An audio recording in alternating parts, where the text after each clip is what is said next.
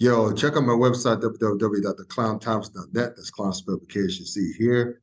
As you see, here are my rants here. I'll be more and more regular in posting rants in the future. You see what I have going on here. Also, you can also get your merch here at www.cafepress.com. Search for the Clown Time Sports. You see here I have sweatshirts, hoodies, baby gear, mugs, t-shirts. So just come on over and grab yourself some merch. Welcome to tonight's Been a While edition of the Klown Podcast. I'm Scott Perks. Please consider to like, comment, share, and subscribe to the channel. Even if you do not agree with either I or my guest I say tonight, just comment anyway because in any event, you'll be glad you did, and I'll be glad you did.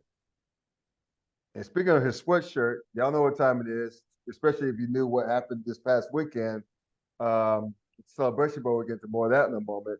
Y'all know him from the Yard, such HBCU Sports Raps about all things HBCU Sports, as well as Sleazy Radio every Tuesday night on Facebook Live and YouTube.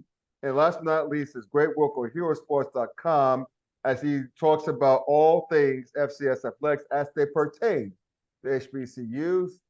Dwayne Ash is back at the house. I think he may be live on location.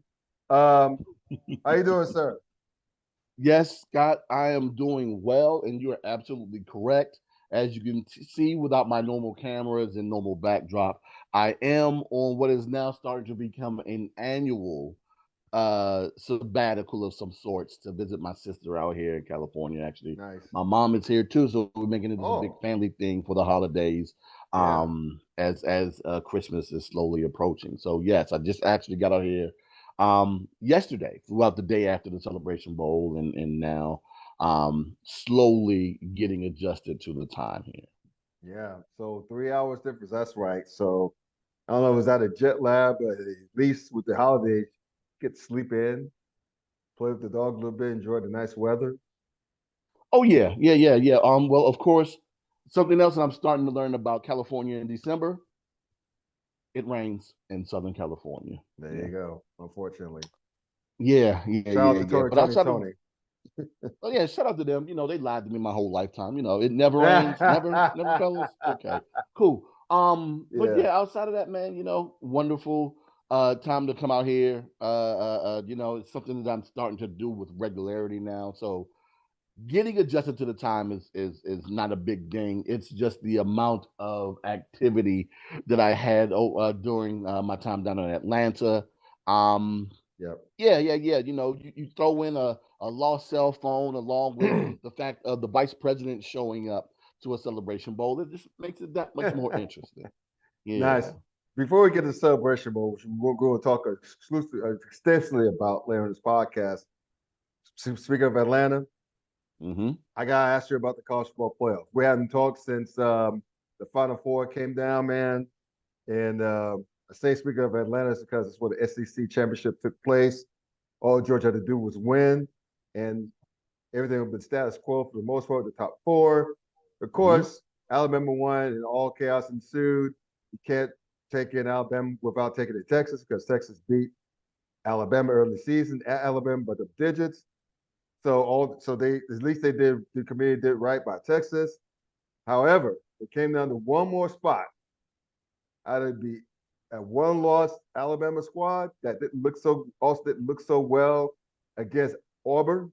They came within the fourth and goal from the 31-yard line to win, of losing rather, of not being in the playoff altogether, or undefeated Power 5 school named Florida State, who beat LSU and Florida, both not at home, although LSU was a neutral location in Orlando, so call it what you want.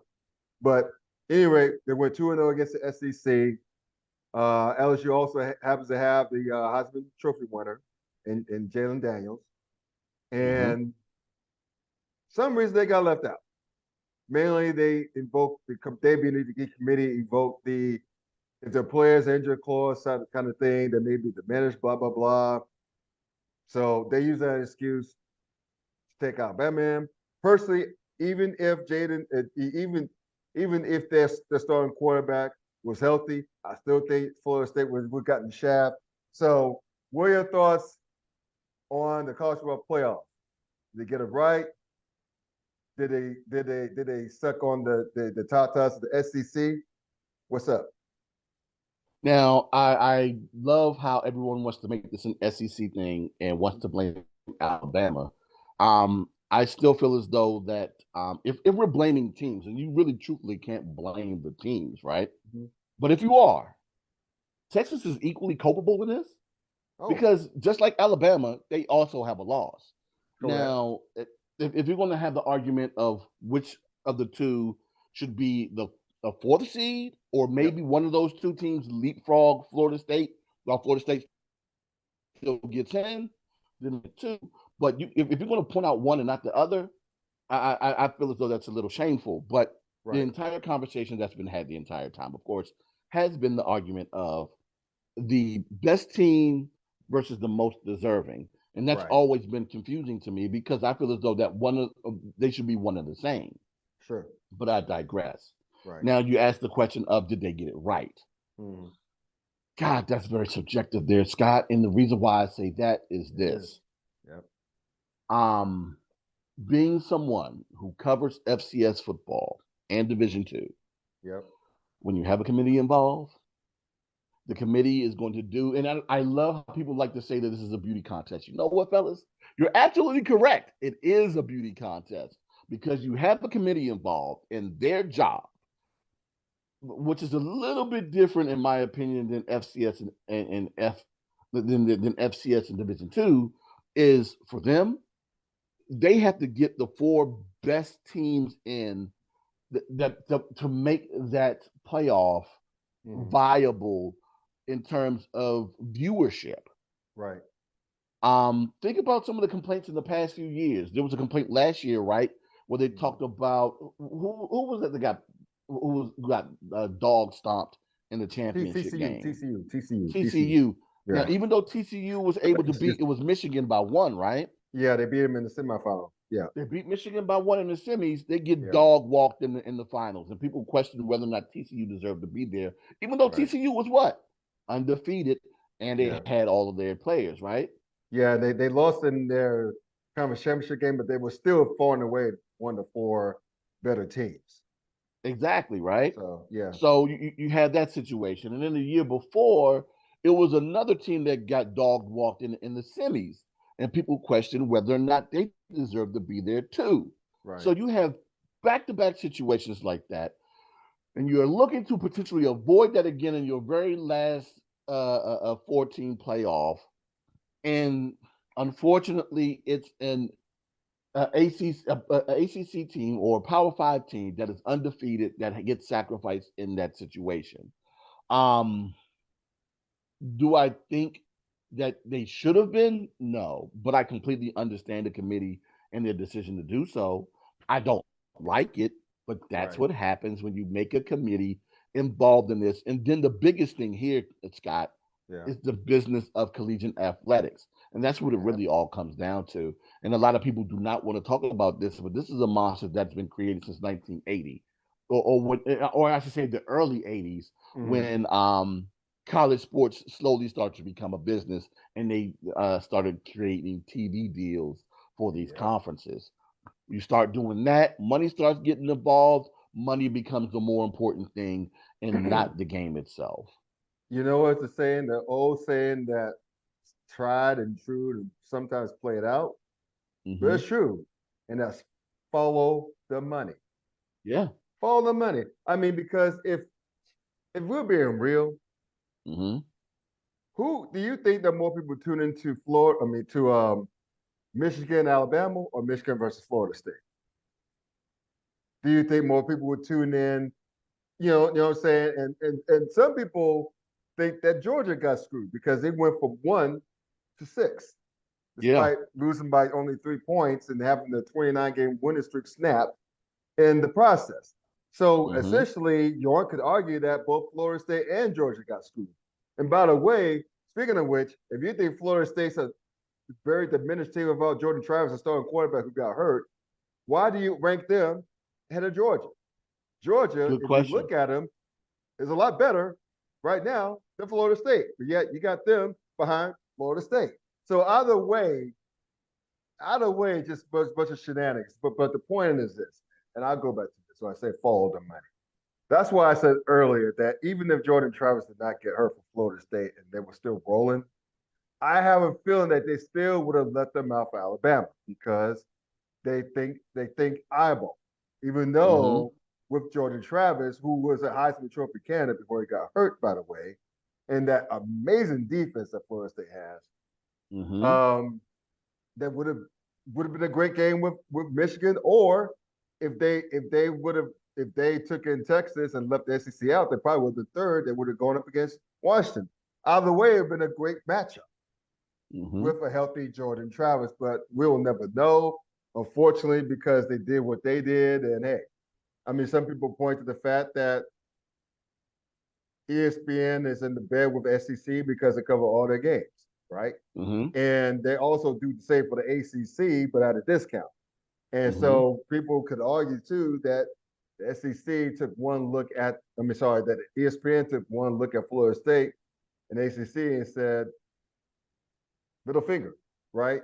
We're going to take, we're going to put SEC team in there because we're afraid that the big SEC want to suckle those tatas. But I'll say this, man. I don't think they said screw you to the ACC as much. I just think that they used the young man's injury, Jordan Travis' injury, as an excuse to keep an undefeated Power 5 team out and allow an SEC team, be it Alabama, who beat the number one team in the country. I mean, I'm not saying they're slouches, obviously, but I think they use that as an excuse to get Bama in there. But like I said, if Jordan Travis had stayed healthy, Dwayne, this would have been that committee's decision would have been a lot harder, especially if they were still rolling. Definitely.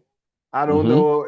I just want to be a fly on the wall, or I just sit there with a popcorn and just have them try to justify reasons of keeping that Florida State team out of the playoff altogether. That's what would have been fascinating to me. But again, we would never know, Dwayne, would we? We would never know. And that's one of the things that this situation is very unprecedented, right?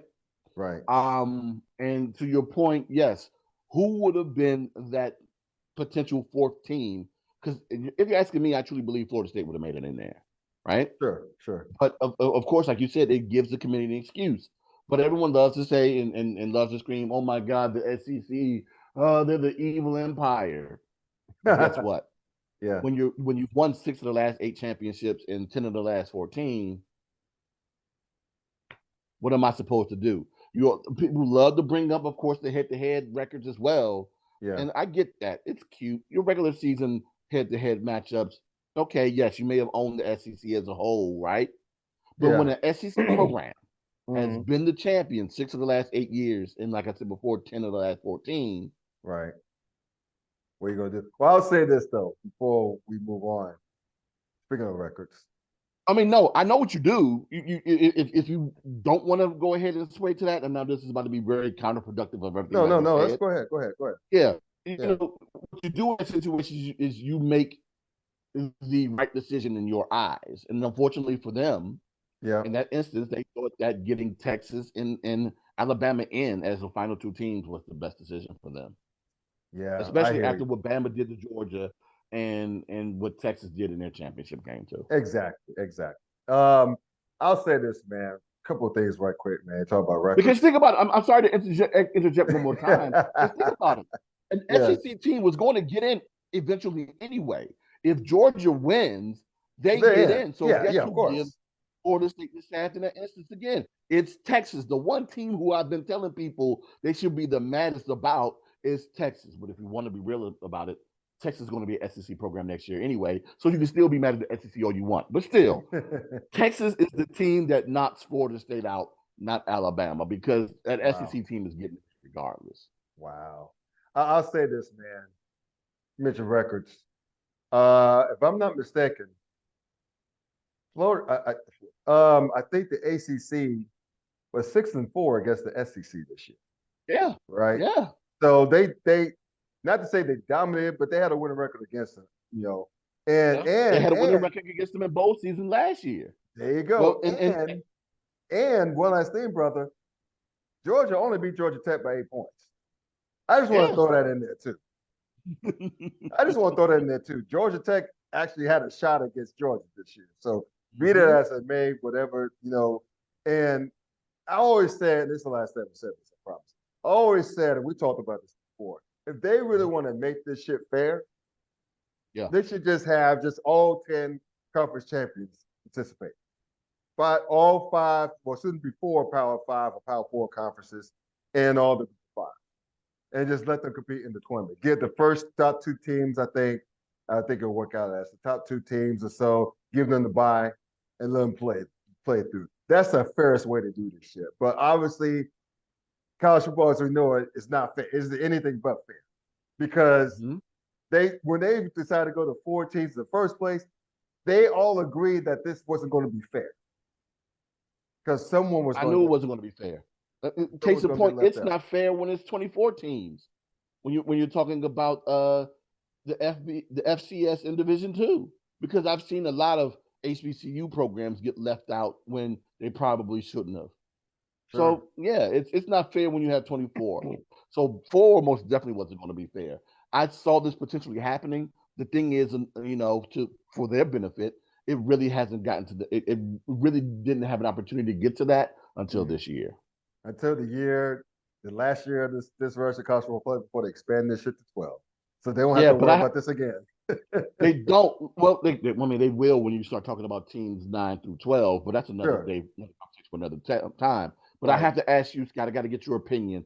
What do you think that the committee is going to do with what was at one point in time going to be 6 automatic bids with the conference champions? Because what they were looking to do was give it to the 5 Power 5 conference champs and the highest seeded group of 5 team. Do you think that they'll give that additional spot, which was going to be for the Pac-12, to another group of 5 conference champion, or do you think they're going to make that another at-large bid? From what I heard they're going to switch to. There was talks about switching that to 5, to the top 5 conference champs and 7 at-large. I know it. There you go. Because again, follow the money, right? Because the Pac-12 is going to be the Pac-2, and I don't think they're going to respect them as a Power 5 conference, even though they got the schedule. Because also they got a scheduling agreement with the Mountain West next year, so they can fill their schedule, right?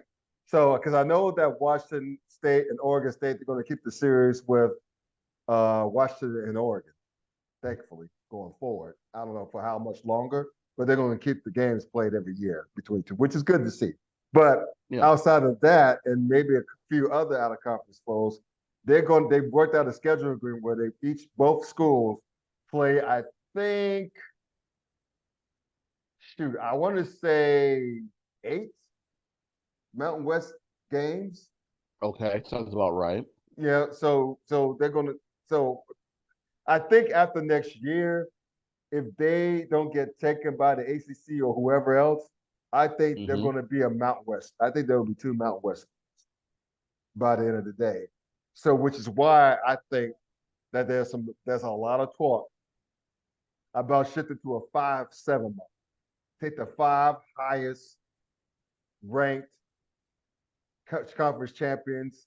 You're going to have at least one, guaranteed at least one group of 5 conference champion there. But there may be some years you may have 2, right? Because you got the American, which is very good. You also have the Sun Belt, which is very good as well. So with Appalachian State, James Madison, I think they'll be able to participate in the bowls next year or whatever. Troy University, that's a damn good conference. So at least it's very competitive. So it just remains to be seen, but they're going to be 7 at-large bids, which means that until further notice, Notre Dame could get away with not being in the conference for football. Maybe listen to coach will probably say that's just another slot for another FCC team. Yeah. So there you go. So before we get to what we really want to talk about, the Celebration Bowl and all the things, I'm going to give a shout out to my sponsor, BetUS.com. So listen up, sports bettors. Your favorite sportsbook, BetUS.com, is back for our 30th year of action. So with the industry's biggest sign-up bonus of up to 200%, BetUS offers our members the opportunity to cash in on all your favorite sports, including NFL, UFC, and MLB. So if you're looking for a live in-game betting, incredible odds for daily odds, boosters, props, and parlays, got them. How about fast payouts and exceptional one-on-one customer service? We got that too. So long to BETUS.com or 800-792-387. That's 800-79-BET-US. You can use the promo code TKT for the Klown Times as well. BetUS.com, where the game begins. All right, man. Let's finish out the show with some Celebration Bowl talk, shall we? Let's get into it. So the SWAC team finally won it, albeit with an old MEAC squad. See what I did there? Florida A&M and FAMU beat Howard in what was a great game.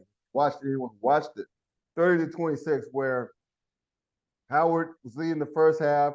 Then they went back and forth in the second half. I remember Howard had that sweet pick six when the young man picked off a screen pass where he just read it perfect. And it didn't help that the quarterback telegraphed. But the point is that, you know, it was the fourth quarter was fun at the score of the third quarter. You know, even though he threw that pick six, Jeremy Musa still had a decent game, 19-32 at 289 yards, 2 touchdowns, and 2 interceptions, one which was, of course, that pick six. You had what's his name? Terrell Jennings. Terrell Jennings, yes. Yeah, 19 carries, 68 yards, a touchdown. Kelvin Dean had 3 catches for 87 yards and 2 touchdowns. It's just that, unfortunately for Howard, Quentin Williams chose the worst time to have a terrible game.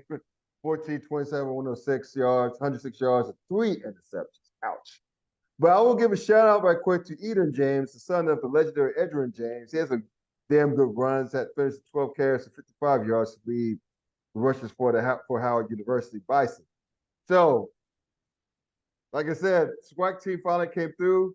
It's too bad it was an old MEAC squad. But what are your takes from the game? Because I know you were there. I thought about you while I was watching the game. So, what were your takeaways from the Celebration Bowl? Well, you know, I actually had 5 of them, but one of them, which you just talked about, was, of course, once I heard about Florida A&M and Bethune-Cookman moving over to the SWAC, I said to myself, "Uh-oh, looks like it's going to be a former MEAC team to finally win the Celebration Bowl for the SWAC." And apparently, I never saw it, and I guess it probably still exists. There was a campaign or a hashtag that was going around that said "Save the SWAC" for Florida A&M. So if that is true, that is hilarious. But yes, you talk about a former MEAC team and head coach Willie Simmons, who I'm going to talk about radiantly in just a moment. Willie Simmons going into the game was 14-4 all time against MEAC opponents, and that goes back to his time in Florida A&M. I'm sorry, 14-4 as a Rattler head coach, going up against the MEAC, and that goes back to his time as with the MEAC, with Florida A&M being a MEAC member. Right. So now they're 15-4 against MEAC teams, and 3-0, I think. What is it, this year? I believe it is. But either way, I'm sorry, 3-0 against the MEAC as a SWAC team. So yeah, they played pretty well, as you can see, against the MEAC.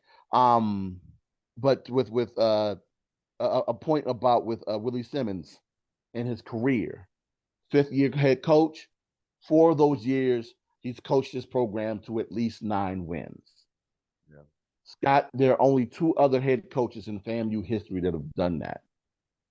That will be the legendary Billy Joe, who did it in the 90s, and also Jake Gaither, that I believe did it in the 60s. Yeah. So you're talking about 2 legendary head coaches. I'm not talking about just legendary head coaches in Florida A&M history.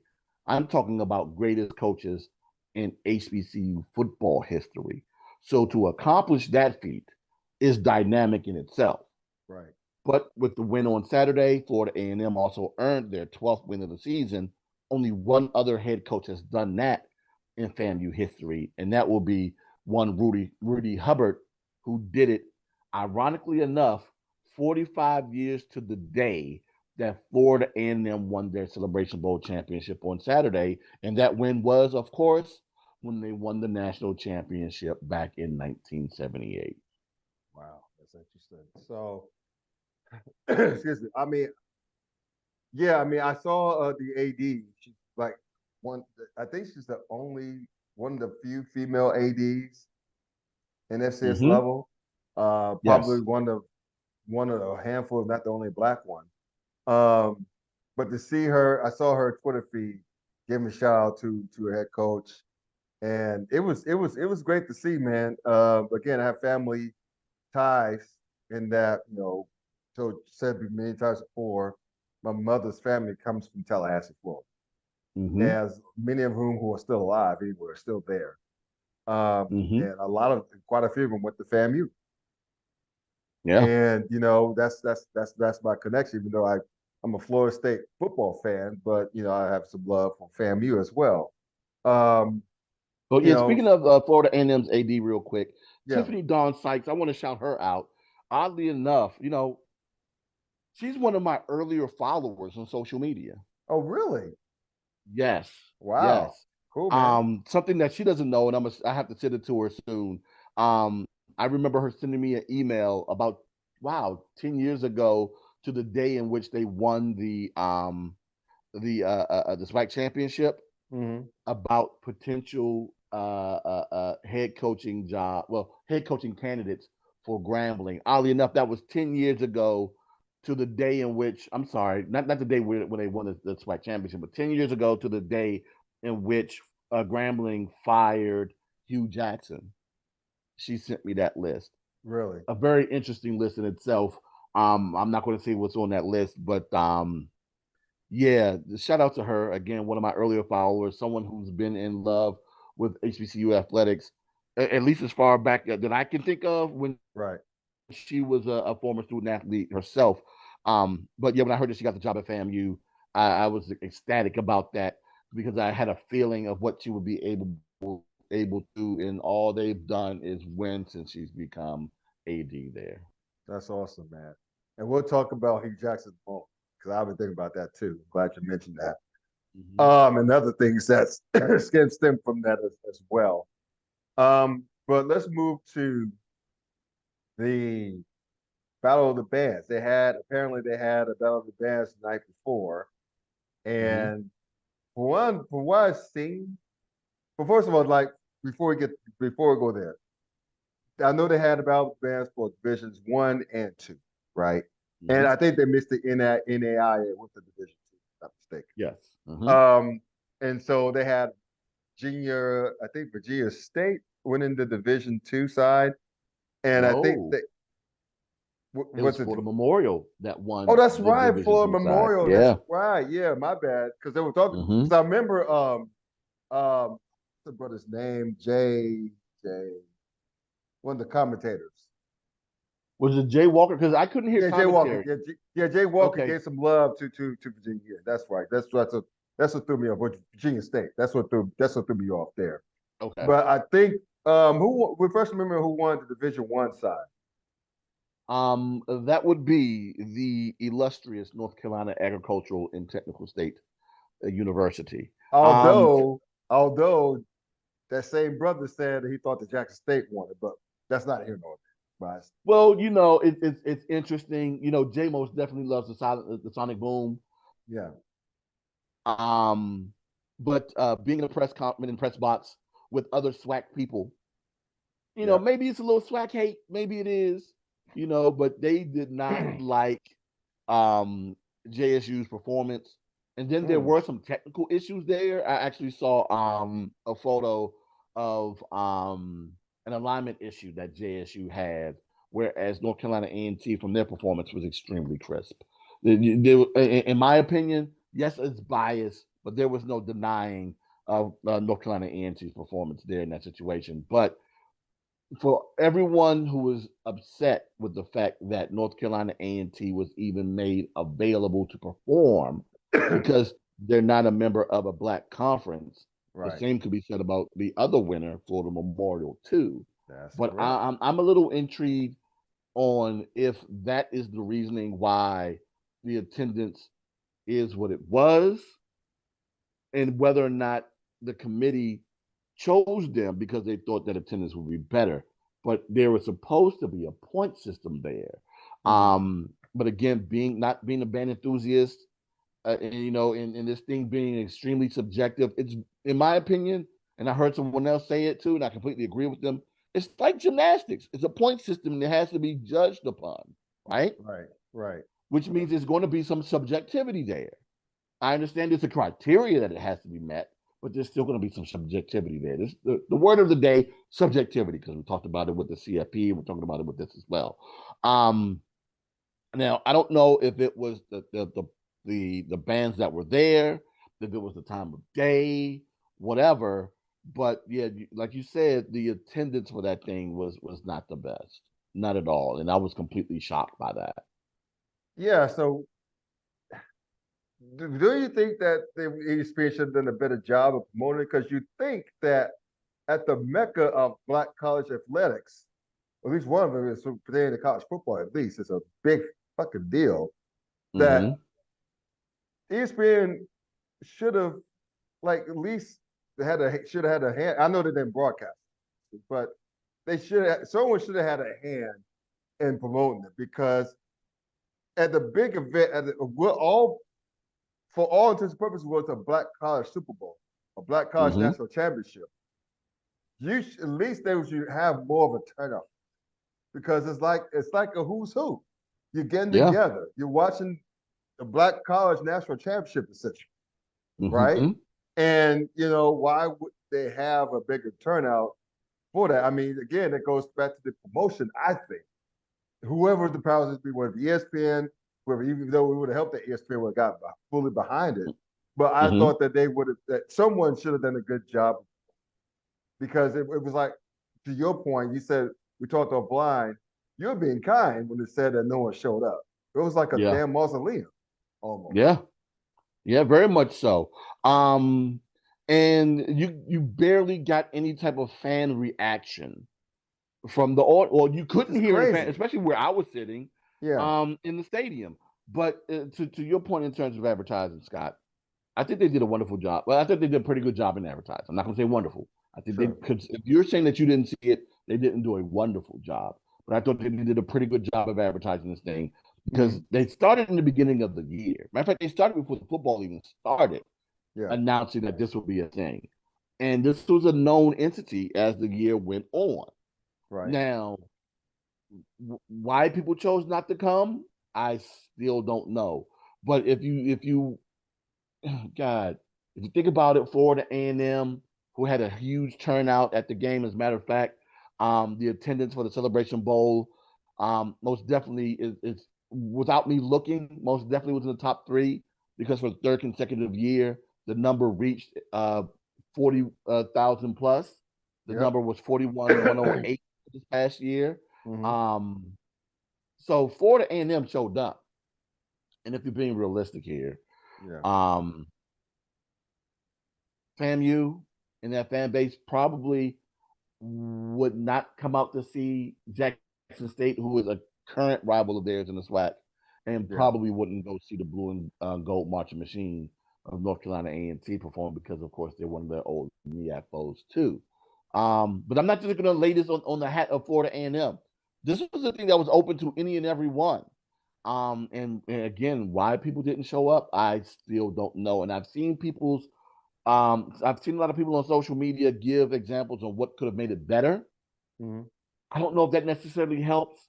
Some of the examples that I've seen in terms of making it available to more programs, to more bands or whatever, but I don't know. And then there's some people who are saying they should make it available on Saturday. Then my question to that is, when on Saturday?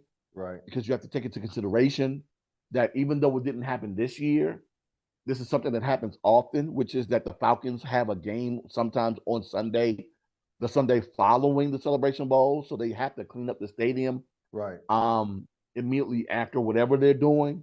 So if you're talking about having more bands and having it on Saturday, you're looking to have whatever cleanup time that they need pushed back that much further for them to get potentially ready for a Sunday kickoff at 1 p.m., which is going to be extremely difficult for them. So I believe that was a great sweet spot, and to take advantage of the fact that they had access to the stadium on Friday, because there's nothing going on Friday evening in that stadium and they already got access to it. Why not have a battle of the bands? It just did not go well. And I don't know what necessarily fixes it other than bringing in bands that potentially more people would come and see. But you would have thought that A&T and Jackson State would have brought a bigger fan base. But Scott, guess what? We've talked about this before. Can you tell me what else is happening this weekend in HBCU sports world? You tell me.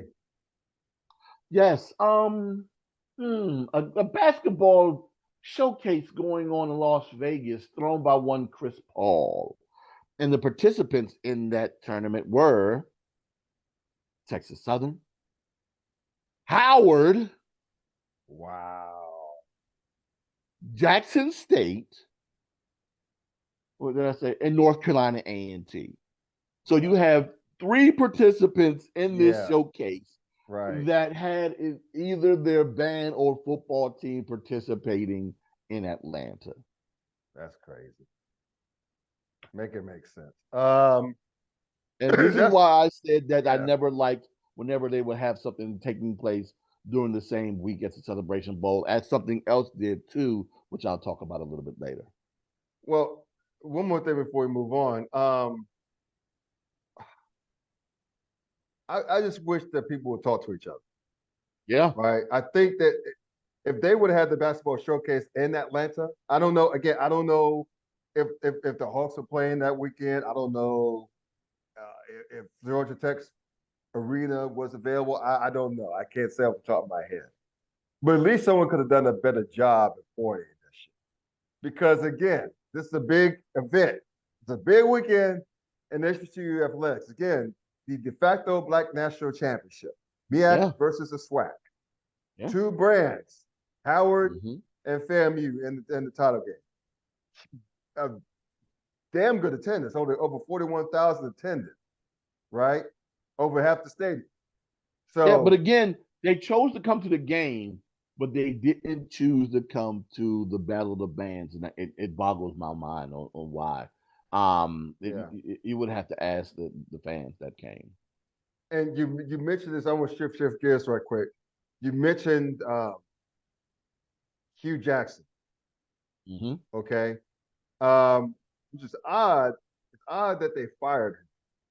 I say odd because he's been there for 2-3 years. I want to say it was 3. And they finished what, 6-5 and 6 or 6-5? God, you put me to the I don't have it in front I of want me. to say it was 6-5.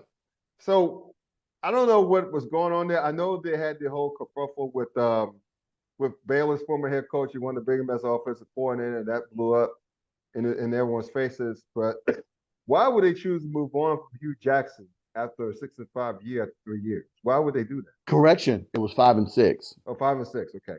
So 5 and 6. Yeah. So why would they? It seemed like they were trending from afar. It seemed like they were trending in a decent direction. So why would they fire him? Well, it was a slow trend. If memory serves me correctly, he was hired in 2021. So that first year he won 4 games. So next year they won 3, and then they won 5 this year. Yeah. My belief is that they didn't think that he was moving in the right direction quick enough. And then when you lose 2 Bayou Classics, and I believe it's 2 in a row, and then the second one, especially being, they lost 2 in a row. And the second one being against an interim head coach, because Southern just fired their head coach. Correct. Yeah. Yeah, there are probably a lot of people who are displeased with that situation. But yeah, they're those 2 programs. And like I just said, with AD Sykes, before she became an AD, sending me the list of candidates for the job back in 2013, which is 10 years ago. They've gone through 2 coaches already in 10 years. Yeah. So that along with the Southern fan base are two fan bases that are most definitely hard to please because they have such a winning pedigree. Sure. I don't know if it's necessarily the smartest thing to do, but it's something that they feel as though that they needed to do. I thought that them being Grambling State. I thought Grambling State fired he was stupid. I mean, why would you fire a dude after 3 years? When you tread in a I know you gotta beat your rival. I get all of that. They lost 2 in a row, won the ladder to the last award bridge, as you said, to an interim head coach. But still, it seemed like he was getting stuff again from afar. It seemed like he was getting stuff in order. He had the program trending. They got the weight room renovated. You know, he started getting more kids interested. Change the stadium as far as the playing field surface. It looks better, and you know the attendance is good. Was good. So I just don't understand why they do such a thing. Why would who the hell are they going to bring in as a head coach? Ed Reed. And speaking of Ed Reed, I don't know if you saw on the Pivot podcast where he was talking about his very brief time at Bethune, and apparently, allegedly, Dion was trying to give him some insight on the job possibly at Jackson State, and he's also rumored at Grambling State and maybe Southern as well because he's a Louisiana. So, of course. So, I mean, who do both Grambling and Southern think they're gonna come in and coach them? I mean, are they gonna swing for the fences again with an Ed Reed or Marshall Falk that was rumored in the past? What's going on with those two schools? Why? I just don't understand what their plans are. Well, Southern has already named their new head coach. Okay. They went with Terrence Graves.